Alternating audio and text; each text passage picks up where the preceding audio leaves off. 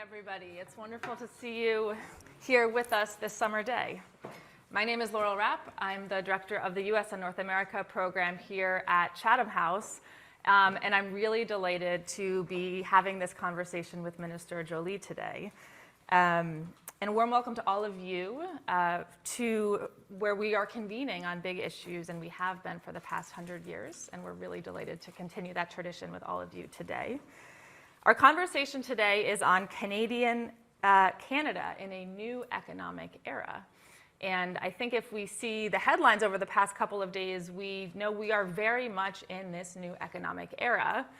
It also sometimes feels like an economic era of the past, because I did have to look up my American history books to understand the new tariffs coming from Washington, the Smoot-Hawley tariffs of the 1930s. And so there are moments of the past threaded into the present with kind of interesting questions about where we are headed in the future. And Canada is leading on so much of this work on industrial policy and what that modern industrial policy looks like for a major middle power leading on these questions that have really good lessons here in the UK to pull from. So Minister Joly is the Minister of Industry and Minister responsible for Canada Economic Development for the Quebec regions. She represents Haute-Cartierville, first elected in 2015. Previously, she was Minister of Foreign Affairs, Economic Development, Tourism, and Canadian Heritage, where she led Canada's response to Russia's invasion of Ukraine, among many other files. Earlier, she founded the Vrai Changement pour Montréal party and ran for mayor in 2013. You also spent time in the UK, I understand, with a law degree from Oxford. And now you focus on industrial policy. And this is something that we have been unpacking a lot here in the UK as well, because this is a new policy that Canada is championing. Here in the UK, this is very salient across the European Union and in the United States as well. And so you have been looking at certain sectors: defense and aerospace, steel, critical minerals, energy, clean tech, and semiconductors. And I understand this is with an eye towards building greater economic resilience to current shocks and greater strategic autonomy. And so we're really eager to hear a bit about your vision, how Canada sees it, what lessons the UK and other middle powers can draw from this. So I will invite you to the podium for brief remarks. We will be in conversation for a little past the half hour, but we want to leave plenty of time for questions and comments from all of you here in the audience and online. So have your questions ready, and when I turn to you, we will have that conversation. We are on the record today. We are not under the Chatham House rule. Minister. Thank you, Laura. Thank you. Merci pour tout. Ça me fait plaisir d'être ici. I'm really happy to be back in London. It's a city I got to know, and Laurel was referring to it as the former foreign minister. I used to be here quite a while, having served also along with 4 different foreign ministers from the UK: Liz Truss, James Cleverly, David Cameron, and David Lammy. And also, as you were mentioning, I'm a graduate from Oxford, Brasenose College. And imagine, at the time, yes, in 2003, UK was part of the EU, and the EU was talking about creating its own constitution. And also, I will be forever grateful to the British people, because I'm a Chevening scholar, and I was able to get the chance to study abroad, a little girl from Francophone from Montreal. So thank you again.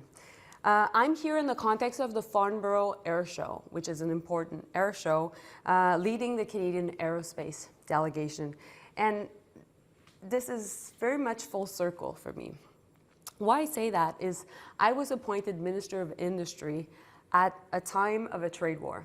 And I used to work on the causes of the war as foreign minister, and now I'm working on the consequences of this trade war.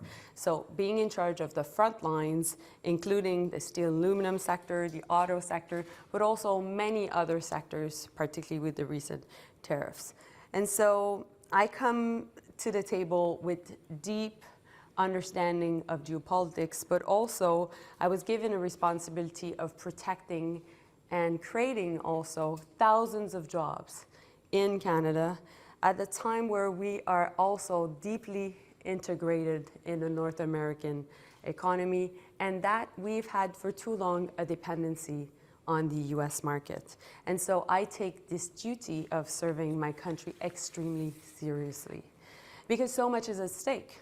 And the team and I are acting with urgency because we know time is of the essence, and government and industry right now are really working as one Team Canada.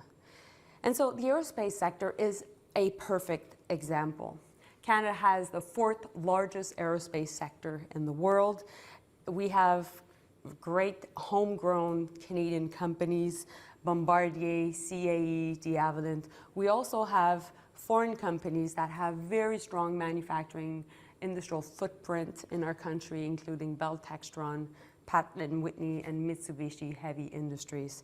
And so many of these companies' history date back to the Second World War, when we started from scratch and created an aerospace sector to support, of course, Canadian soldiers, but also the British forces that were fighting. And many.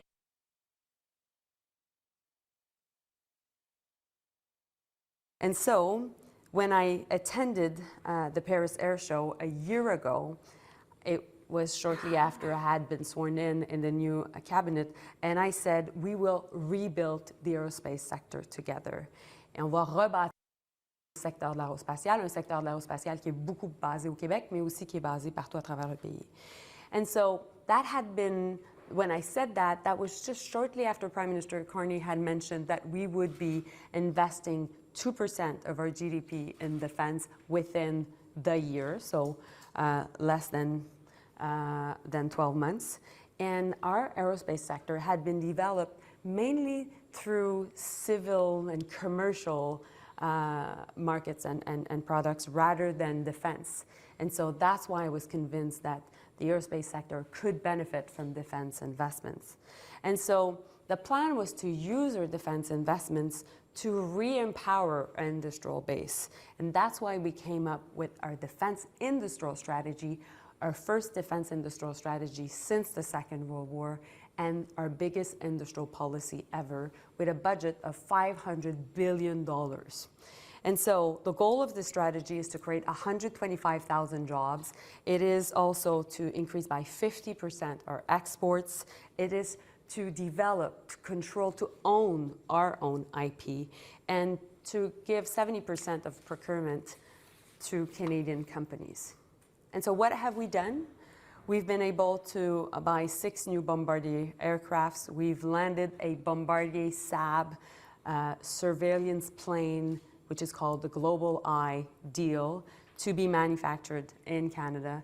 We said that we wanted more investments from Lockheed Martin for buying their F-35s. We also launched a conversation about building fighter jets in Canada through an potential investment by Saab in Gripens. We also landed more investments in L3 Harris and Airbus for their 330s. We also were able to conclude 150 new planes for A220, so Airbus commercial planes, and it's an order by AirAsia. So that was also good news. And yesterday alone, we had 2 important announcements, an investment of $250 million by Pratt & Whitney in expanding and modernizing their facility in Longueuil, Quebec, which is next to Montreal. Pratt & Whitney develops and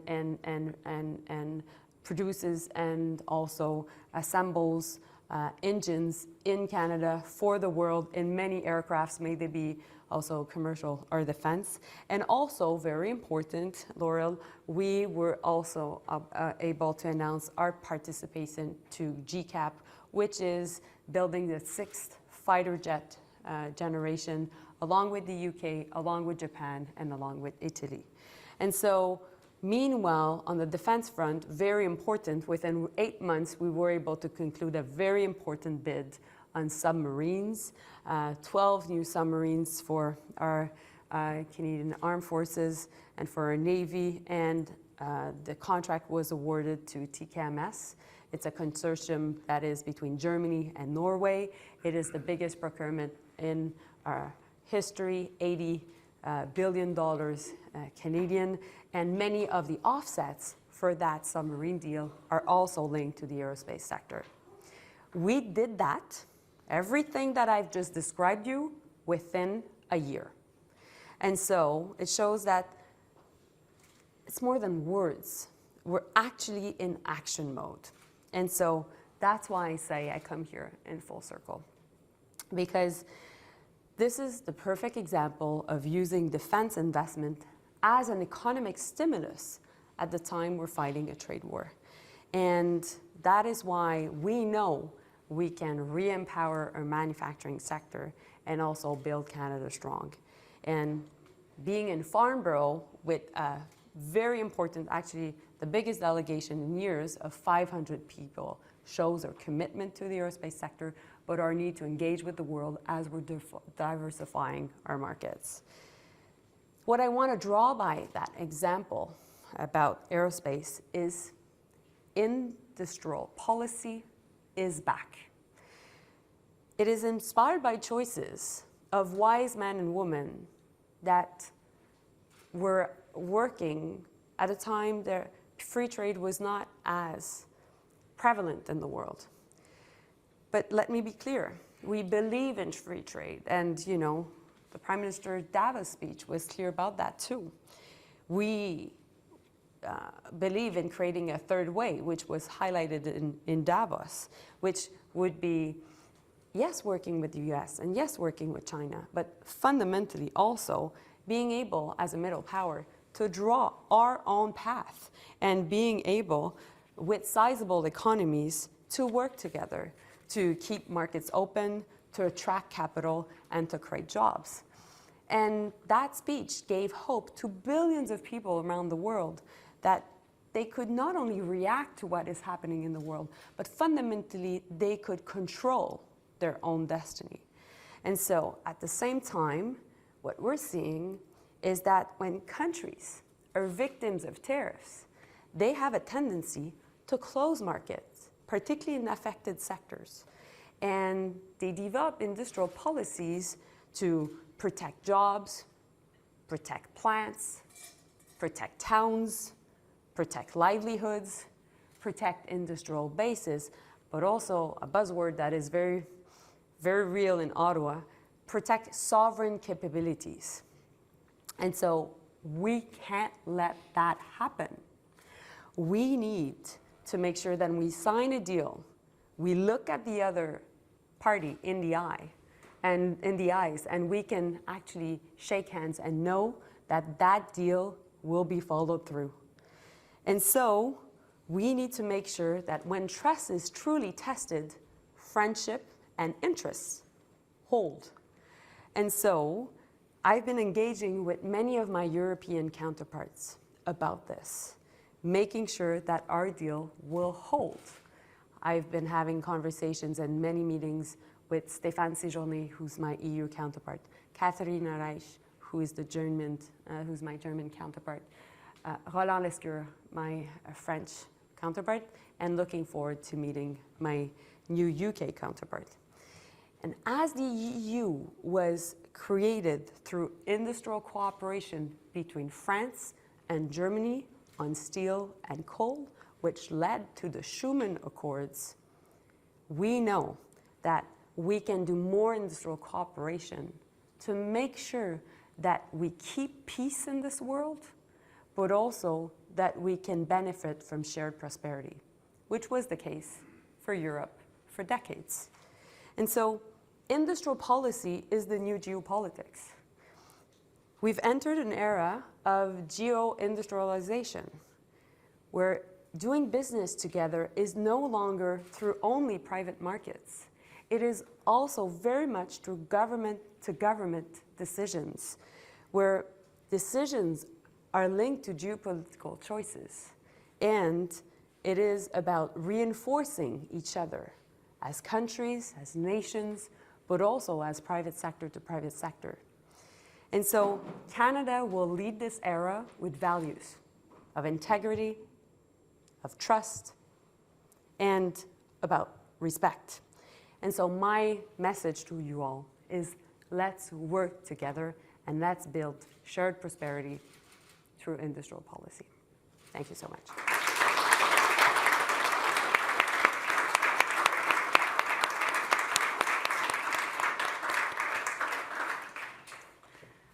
Thank you, Minister. That was really useful to hear your progress over the past year, the specific industries you're looking at, and then some of the goals, right? Jobs, procurement, economic stimulus. Can you walk us through the why? The what has changed in the past 5 years, in the past 10 years, that has made Canada make a very strategic choice to bring much more investment into these strategic sectors? Well, you know, if you look at the defense sector, of course, it started with the war in Ukraine, which led to eventually the weakening of the security architecture around the world. And eventually, with the war in the Middle East, tensions in Asia, we saw that bit by bit, the world was becoming a bit more fragmented. But it hadn't touched really fundamentally our economies per se. Of course, private markets are influenced by stability and are powered by peace. And that's how you're able to, like I was saying, ensure prosperity. But fundamentally what happened is the change in the vision of the US towards many of its countries, including its best allies in trade policy, led to a new era, like I was saying, of true industrial policy. And so when you think about defense, for example, then defense includes aerospace, includes auto, includes steel, includes aluminum, everything that the US wants to bring back even more to its country. Well, we know that we can make sure that we're doing not only it for us, but we can partner and do business with countries that are also investing in defense, as all investments are increasing, to make sure that we re-empower each other. And in the defense policy, Laurel, what is important, and we've developed 3 buzzwords. You know, politicians, we love buzzwords. So And acronyms too. And we're trying less. I'm a former bureaucrat. We like the acronyms. You like the buzzwords. Yes. So it's called, it's the build, partner, buy approach, where we will build in Canada. If we can't build it, then we will partner, yes, with another company, but fundamentally another country like Bombardier Saab, like the example I was referring to, or we will buy. And when we will buy, we'll make sure that, for example, TKMS, we're buying submarines from TKMS, from Germany. Well, we're working with TKMS, but we're working with Germany to see what can be bought from our own industrial base. Satellites, planes, AI, tech, etc. So I want to get into the US, but let's first turn to the UK and Europe, because you are here today. You have done a lot of outreach across Europe. Yep. How do these countries fit into your industrial policy? Well, becoming closer to Europe, particularly in industrial policy, is fundamental. We started conversation definitely on steel, aluminum. Which has been a huge flashpoint with the US, of course. Yes, which is affecting all of us. So because of 232 tariffs that are not necessarily covered by the different agreements that have been struck by Japan or Korea or the EU. So that's one thing. My colleague, the Minister of AI, has been also engaging a lot on AI. My colleague, Minister of Natural Resources, also on critical minerals. And I've been engaging also on the transformation of critical minerals and what can be done in Canada. But I think also Europe understands that Canada is a willing and trusted partner, not only on the security of Europe within NATO, particularly also dealing with the war in Ukraine, but also that we're an Arctic nation. We're very close to the Nordic 5. We know that we have to be able to protect our own sovereignty there, but fundamentally we can do that through industrial policy, aligning our private sectors, aligning our companies to be able to work together, to make investments in Europe, but also in Canada. So there's so much the government can do to make sure that, for example, if we put tariffs or if we're dealing with anti-dumping, with dumping of steel in our market, that we're not indirectly also hurting Europe or Japan, for example. So these are the things that we are very much working back in Ottawa but we are also engaging with many countries. And one of those countries you're engaging is China. Yeah. You were recently in Beijing. You have announced certain Canada-China EV electric vehicle arrangements and standards, and this has been a point of tension with Washington. How are you thinking about China's role in your industrial policy strategy? What are the sectors you are hoping very much to affirmatively develop? And then where are the places that you say we should not work in these sectors with China at this stage? So we negotiated a deal with China, and the goal was to make it clear what we would engage on and what we would be basically protecting. And so I think when it comes to China, we've been able to clearly outline what is expected. And so that brings much more clarity and predictability, which we need and which the world needs. We cannot be just waking up to a new series of tariffs coming out. For example? For example.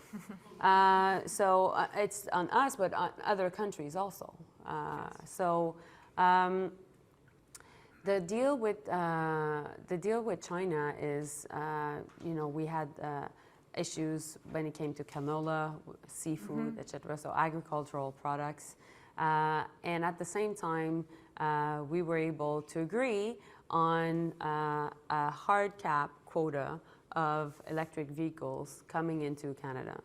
Electric vehicles such as BYD or Chery that actually you see on the streets of London right now, that we don't see yet in North America, well, I must say in Canada.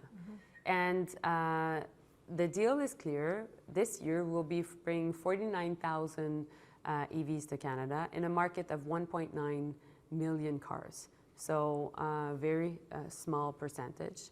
The 49,000 that quota will be growing by 5% per year over 5 years to end up around 73,000. Now, in order to increase that amount of electric vehicles from China over that quota, Chinese companies need to abide by 4 conditions, which are all about fundamentally manufacturing in Canada. And so it must be through a joint venture with Canadian majority owned. It needs to be at the standards of labor standards of what is found in Canada. It needs also to really get its supply chains, the different companies' supply chains need to be made in Canada, so localization. And finally, the data security must be met in order for Canadians to be protected. So that is our approach right now. We've been working with 4 different companies yet. Chery, which is actually in Europe, and in the UK, retooling and taking possession of a former Nissan plant. Same in South Africa. We're working with BYD. We're working also with Geely, which owns Volvo, and also Shanghai Launch, which recently developed the Twingo for Renault. So these are the 4 companies that have approached us. Conversations are continuing, but that's how we're looking at our relationship with China and investments potentially in Canada. That's helpful. So let's talk about the U.S. a bit. It is no secret that there is a new level of tension in this relationship. One of the most important defense partners of the U.S., major trading partner, one of the longest borders the U.S. has, right? So there is so much cultural connectivity, economic defense ties. a lot of those are now under strain. They have been under strain the past 2 years, and they will be the following 2 years. But the choices Canada is making now will have long-term consequences for the relationship with the US. So how are you navigating, what are the goals you are trying to secure right now as you, other ministers, the Prime Minister, engage the United States in the short term, in the next 2 years? But then long term, what are the assumptions you're making about US foreign policy over the next decade? Well, and we're very interested in this question here because it has implications for all countries about how they do longer term planning. So when it comes to foreign policy, I'll let the foreign minister answer that question. But fundamentally, the Prime Minister has mentioned that it is a rupture. The US has taken its own decision, which we need to respect, which is about being America first, which is about being able to attract more manufacturing and reshoring, and at the same time being able... Which Canada is doing as well in some ways. In some ways. And at the same time, when it comes to the USMCA, the revision started July 1st. We knew that that was the deadline. Meanwhile, there were already violations of the USMCA because of the tariffs on steel, aluminum, and auto. And now with this series of new tariffs, the Prime Minister will engage with President Trump, and we are giving ourselves the time to see what can be done. And as he said, all options are on the table. And my job in the context of these negotiations, these talks, is to provide all the information, all the analysis of all the sectors that are impacted, and also so to the negotiation team to engage with a variety of different U.S. influencers and decision makers. I was in Boston last week, meeting much more with the Democrats, but also I'll be heading to many different cities, Chicago, going to Texas, Florida in the next few weeks. So, and understanding also what's the position of different lawmakers within states, but also at the federal level. That for us is extremely important. And meanwhile, what we will value, of course, is predictability and being able to address the uncertainty, because what is affecting different investment decisions right now is the fact that the rules are always changing. That's true for Canada, but that's true for the world. That's true for the U.S. And so that's why where we think we can find a lot of predictability and certainty is working with our other allies and working and engaging with the UK. And that's why I'm here, engaging with Europe, going and signing trade deals around the world. We are now at 52 free trade agreements signed by Canada, being able also just to diversify our markets. But now that that is signed, it is really making sure that our Canadian companies are working to go into these markets, to work with the Europeans even more, to integrate even them more with them, with the UK, with Asia. That's what we need to do. And meanwhile, on foreign direct investment, we need to be able to attract investment. The Prime Minister is holding an investor summit on September 14 and 15. And our goal is really to attract a lot of these investments. And I can go on and talk more about it, but Laurel, I'm convinced you have other questions. But there's official government policy, but then that also has to be matched with the private sector, with industry, and not just Canadian private sector, European private, and some American private sector as well, right? Yeah, like there's a role for many around the world to play in this project. One of the stakeholders in this project are Canada citizens. Yeah. And I'd be very eager to hear. They're stakeholder, actually. They're the stakeholders and the voters. How are you approaching this with Canadians? What is in it for them? how are you describing the value proposition? Because you're making hard trade-offs in funding too, right? If you're spending more on defense and critical minerals, either you grow your GDP and you make more money overall, you print more money overall or go into debt, or you cut something else. So how are you describing this to Canadians? So our entire plan is about building Canada strong. And we think that we can have even more control on our economy, our own destiny, to protect jobs, but also to create jobs by unlocking the possibilities of our different industries. We've passed a major project bill to have one environmental evaluation, one permit. We're a federation, we have a tendency to have different layers and to go faster.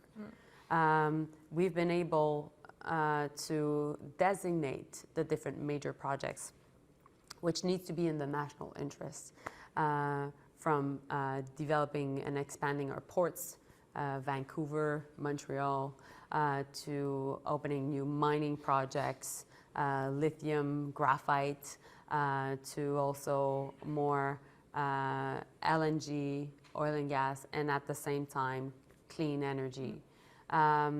We've been also able to invest even more in our Arctic by designated a highway that is so fundamentally important for the North that has been discussed for years but has not been built in 60 years, connecting the prairies also to the Arctic Ocean. So these are examples where we think that not only will we put people at work, but we can attract a lot of foreign capital. And that's why we are confident that we're able actually to bring Canadians along.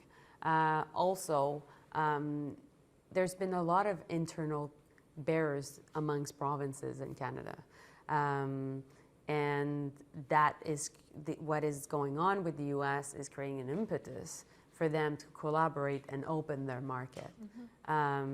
Yesterday, again, we were able, the provinces agreed that there would be no trade barriers amongst them on alcohol, which has been the case for nearly 150 years. So that's just an example of cooperation and unlocking the possibility of our economy. And then there's an entire foreign policy international agenda, which I was referring to, which is about, yes, diversifying our markets, free trade agreements, but also aligning our foreign policies, aligning our industrial policies. So it's going to be a fun weekend in Canada with no tariff alcohol.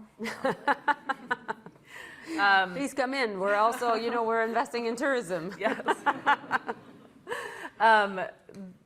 Thank you so much for this, and I want to make sure we have plenty of time to come to the audience. So why don't we will pause there for now, and we will turn to the audience. And when you introduce yourself, please state your name, affiliation, and your question. Let's start here. And we'll have microphones coming your way. Yeah, thank you. Thank you so much, Your Excellency, for your insightful remarks. And actually, your cool-headed approach to economic diplomacy. My name is Ahmed Abdulatif, UCL.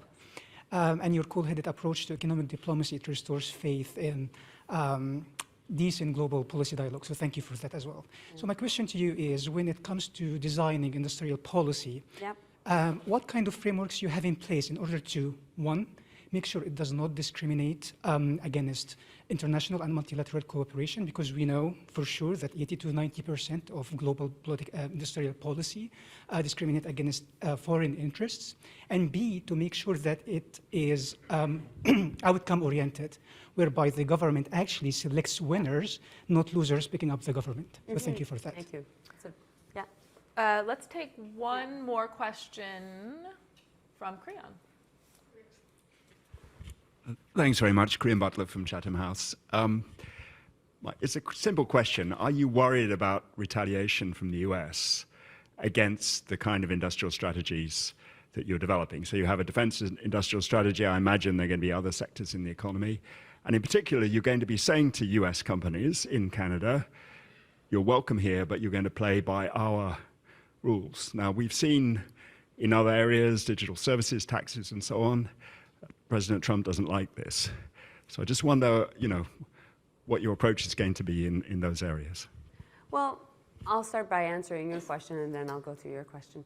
I think we're clear-eyed and we have to do it first and foremost for us.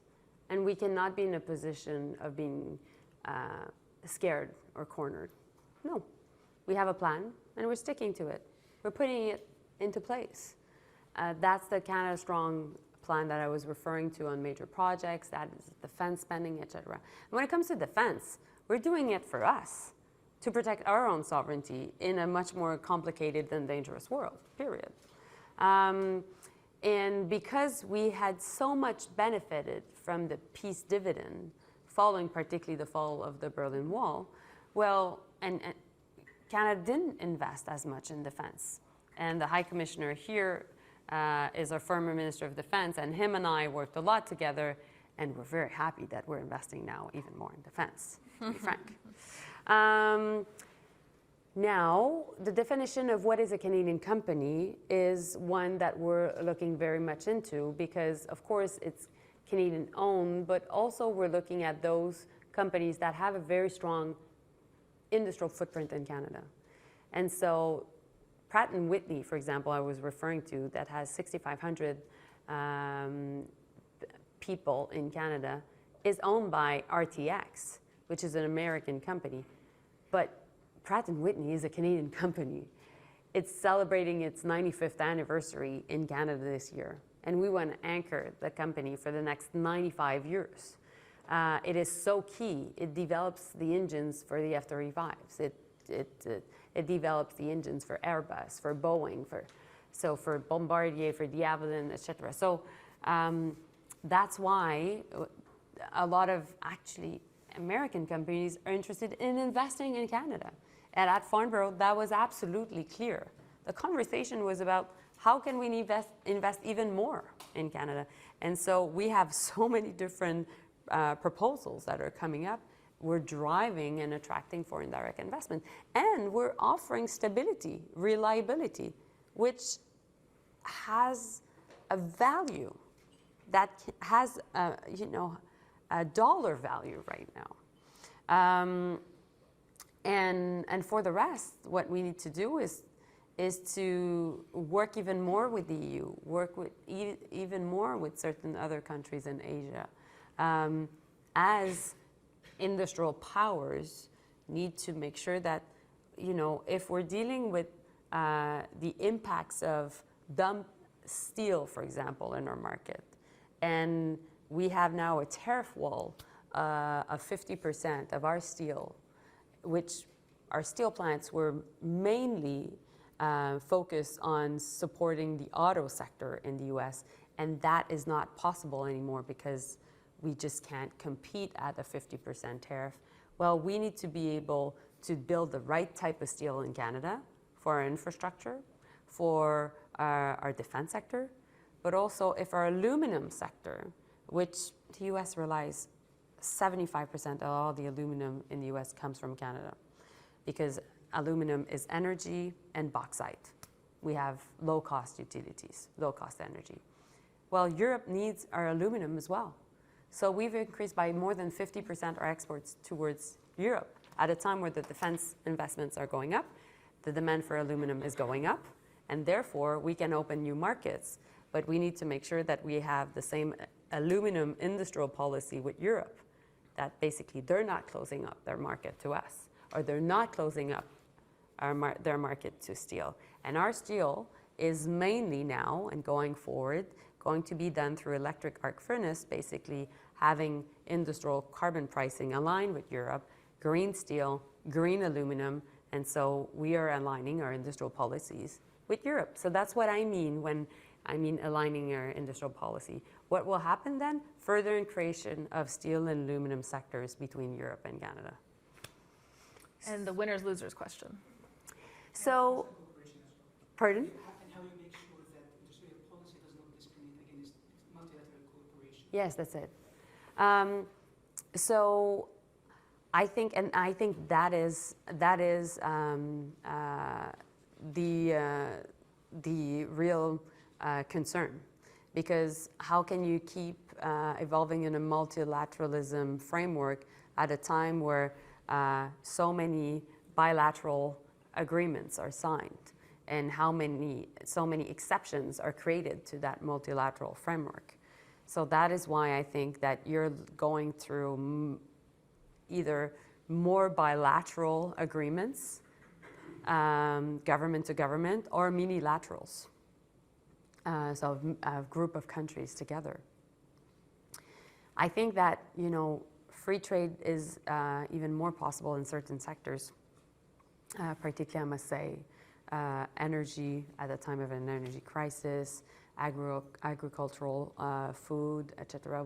But when it comes to sectors that are very much influenced by national security considerations, including the manufacturing sector, those linked to defense, then I really think that industrialized powers are the ones that can be able to cooperate even more. And I think also that the problem we've had in Canada for too many years is we're very good in research. We have top-notch universities, like the UK. We are able to attract the world in terms of the best quality of students. We have the highest educated workforce in the world. But at the same time, we didn't always have the capital to commercialize our research. So AI was developed mainly, I must say, by great Canadian researchers out of the University of Toronto and Université de Montréal, Jeffrey Hinton and Joshua Benjo. But eventually that knowledge was developed even more in the US, or companies or startups have a tendency to be bought by American companies. We are working very hard to really be able also to scale these companies, and yes, to choose companies, and yes, to take risks, and yes, to invest in them and grow them. Cohere on the AI side is an example. We're one of the only countries in the world that have been able to develop an LLM model. So there's Anthropic, there's ChatGPT, but there's Cohere, the Canadian solution, which is not B2B, which is more B2C, which is not B2C, no, not directed to consumer, but is more business to business, B2B. And now we've just signed a deal with Germany to have major investments in Cohere to build a Canadian, but also German LLM. And we hope that we can have more countries on board. And that's the middle powers vision happening. And yes, we're choosing Cohere. And you know what? We're selling it through the Middle East. We were in Saudi Arabia proposing it, working also with the UAE, with Qatar, going around the world, trying to have more companies adopt it. And, you know, we're proud of it, and we'll continue to do that. We just heard from Creon. I'll put in a plug for some recent research Creon has done on a new third pole for economic cooperation and rules, right? If the US, if China are breaking rules, trade norms, here is a new model that middle powers can cohere around. So read the report, it's very good. It's quite long, but it's very good. Mm-hmm. I will take the prerogative to ask one question online, and then we'll come back to the audience. You raise cheap energy. Mm-hmm. That's something Canada produces from renewables, but a lot of it is still from hydrocarbons. That is also a strategy many of the Canadian provinces have. We recently hosted the Premier of Alberta here. That is the policy of Alberta. There are questions about oil sands futures and the role of LNG. How is your industrial strategy going to be powered? Well, okay, you have to understand that Canada's energy landscape is very different. We have a huge country, and you have indeed much more oil and gas in the west and also in Newfoundland, but also more than 70% of our grid is clean because we have a lot of hydro. And we're also investing a lot in nuclear. We think we'll be able to build the first SMR project of the G7, and it's being built as we speak. And also we've been able to develop the CANDU nuclear reactors that we sold to the world, And that is at the time where industrial policy was a real thing, that we decided to invest in homegrown technology and to really support a Canadian champion, which has now also UK ties. It's called Atkin Realis. In that sense, when you look at what's the rate in my home province of electricity rates for industrial consumption, it's between 3 to 5 cents a kilowatt-hour. Okay, that's Canadian. And that's what is being pretty much the model for the aluminum sector. In Oklahoma, where President Trump has a project of an aluminum smelter, the lowest rate is around 13 to 14 cents a kilowatt-hour American. So that would be 6, 7. That would be around 18 cents a kilowatt-hour. So the difference is huge, massive. So you just can't compete. So that's also why we think we can attract more investments in the manufacturing sector through the cost of utilities being low. At the same time, we have now an electricity strategy because we need to increase our grid. Because like many countries, particularly also with the development of AI coming up and data centers needing a lot of energy, with the electrification of our transport, and we are not a jurisdiction that has a lot of EVs yet. We want more. We need charging stations, etc. We need to increase our electricity grid. And so that's why in the major projects vision, we are increasing that grid through energy projects. Now, when it comes to oil and gas, we think that we believe in LNG and exporting it. We think that particularly on the Asia side, we need to help our allies that are too dependent on Russian gas. And that's why we've been able to export from British Columbia for the first time some LNG to Korea and Japan that were in desperate need of it. We also think that we have a very important carbon capture project, which would be one of the biggest in the world. There was an agreement that was signed also to make sure that we would be reducing our carbon emissions, which is extremely important in these circumstances. But we saw what happened also with the Iran war, with the price of gas going up. Still is up. Yes, and we saw also the head of the International Energy Agency coming to Canada and saying, please help us, the world needs it. And so we will do that, and that's exactly what we're doing. Great. So there's the shorter term plans and there's the longer term imperative. Yes, this exactly. is always the tension that exists in energy and climate policy. Others in the room, I'll take 3. And if there's a woman in the audience that has a question, I would love to call on a woman, please. I'm actually here visiting. I'm a regional minister in Sweden, from the west of Sweden. I wonder what you see the opportunities between both investing, but also the collaboration between Canada and Europe when it comes to the space industry and the space sector. It's interesting you say that. Do you mind if we take 2 more? No, absolutely. Okay. Here, and then I'll make sure my answers are shorter. Yep. No, it's please, right here. Hi, I'm Archie McCrath from the Clean Technology Partnership Initiative. A lot of other countries are also building sovereign capabilities while not being aligned with other countries. And at the same time, it's clear that not every trusted partner or middle power can onshore the whole supply chain themselves.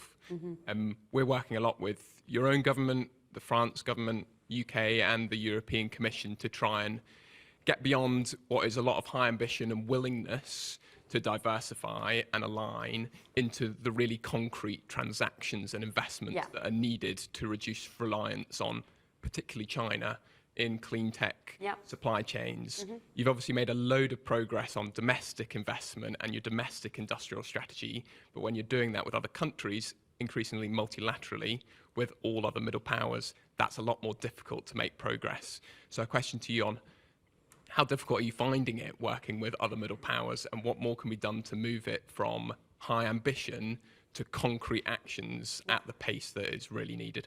Yeah, thank you. One more question in the back here, sir. That's you. Hi, Peter from New Capital Consensus.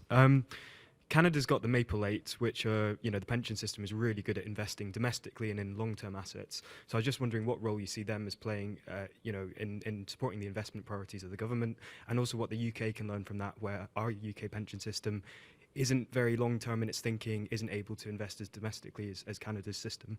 Yeah. So that's my question. Thanks. Okay, thank you. Okay, 3 great questions. Thanks. So I'll start with the pension funds. I've been engaging a lot with the pension funds. Many Canadians would say that they're investing a lot across the world, including in the UK, and they want them to invest more in Canada. And I think there's a reckoning back home that they want to do this. This is a moment in our history where they need to do this. Of course, I come from a jurisdiction, a province where Caisse de Dépôt, which is one of the pension funds, has a mandate to invest in the economy of my province of Quebec. So that form of economic nationalism through pension funds has been a real thing. And there's a social consensus about it. And so I'm working on also a venture cap strategy with some of them. We'll have more to say soon, but I'm convinced you'll see our Maple 8 playing a prevalent role at the Investor Summit that is coming up. They've invested in infrastructure, including at one point, Caisse was owning parts of the Heathrow Airport. We love the Heathrow Airport. It's a good one. I agree. It's a good one. It's a good one. We don't have necessarily these opportunities yet in Canada for this type of infrastructure and investments, and we're working to also be able to offer some good investments possibilities to our Maple 8. So thank you for the question. We're very proud of our Maple 8. When it comes to Sweden and space and Europe, so I'm also in charge of space policy. We've been able to do an important investment to support our companies, working more with the European Space Agency, and we announced a $500 million investment a year ago, pretty much, to really be able to bring our Canadian companies to be integrated also with the European framework. At the same time, we're very proud of Artemis II. Jeremy Anson did a fantastic job working with NASA, and I think that brought back the spirit of enthusiasm towards space and its importance. At the same time, I must say we're taking into account the fact that the NASA model is completely changing, and there's a willingness also to be able to have more astronauts more often in space, with also a commercial model that is different. And so I'm working on a new space policy that I will be able to announce the next steps very soon. And I really think that there is a commercial opportunity with Europe. There is an industrial alignment. There's also obviously national security and security, just defense related investments that are super important. One of the things that also we will include in that approach is we want to be able to offer space launch capacity in Canada, which we don't have yet, but that we have a new Space Launch Act that went through Parliament, working with the Minister of Transport. And we've been approached by many European firms, including also the ESA, the European Space Agency, to work with us on that capacity. We have such a huge territory. It's possible. And we love Sweden, so looking forward to working more with Sweden as well. Yeah, that's it. We know that. We have a moment right now with the Saab deal, the Gripen conversation, etc. Good. Good luck with your elections coming as well. So when it comes to basically, I like how you presented a very high ambition, aspirational approach when it comes to climate policy versus an approach that is not pragmatic in an ironic way, but really making sure that clean tech happens. We're looking at the entire supply chain. So obviously clean tech is also influenced a lot by critical minerals. So we have many critical minerals projects. And defense investments are key to critical minerals because every time a government and within NATO is investing in critical minerals, that investment can be allocated to its defense spending and achievement of its 5% target. So for example, I'm working with Germany that has a 1.5 billion euros fund to invest in critical minerals, and they want to invest, many of them, in Canada. So that's an example, and the Prime Minister at the latest G7 announced 13 partnerships with 8 different countries. Now, my job is to help the transformation of these critical minerals. And so that is what these are the types of deal I'm trying to land. Some of them are defense related, but some of them also are not. But if we would, as a country, invest also in the transformation of these critical minerals, that would be allocated to our defense investment as well.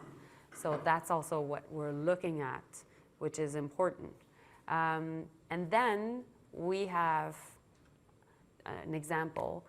I'll give you 2 examples. We have 2 battery plants that we were able to attract. One from which is called Nexstar, which is an LG, so Korean company investment. And we have a Volkswagen, it's called PowerCo investment.